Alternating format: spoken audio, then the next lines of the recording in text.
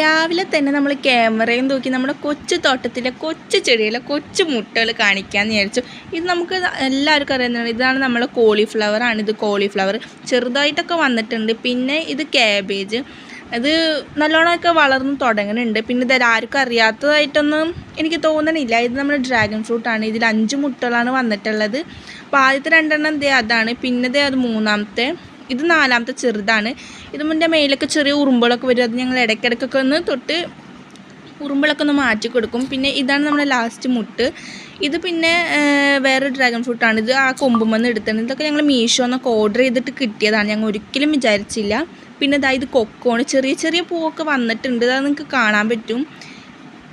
പിന്നെ ഇതിൽ കൂടെ ഒക്കെ പോയി കഴിയുമ്പോൾ ഇവിടെ കുറേ ചെടി അടക്കാമകളൊക്കെ ഉണ്ട് ഞങ്ങളിവിടെ കൂടുതൽ ഞങ്ങൾ വെച്ചിട്ടുള്ളത്.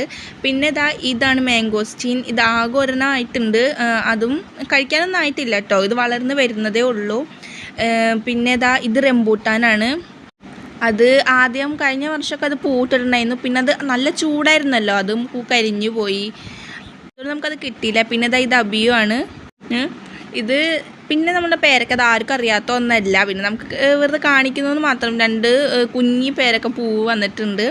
പിന്നെ ഇത് നമ്മുടെ നെല്ലിപ്പുളിയാണ്. ഒരെണ്ണം കണ്ട് ഉണ്ടായിട്ടുണ്ട്, പിന്നെ വന്നില്ല. ഇത്രയൊക്കെ തന്നെ ഉള്ളൂ. Bye bye.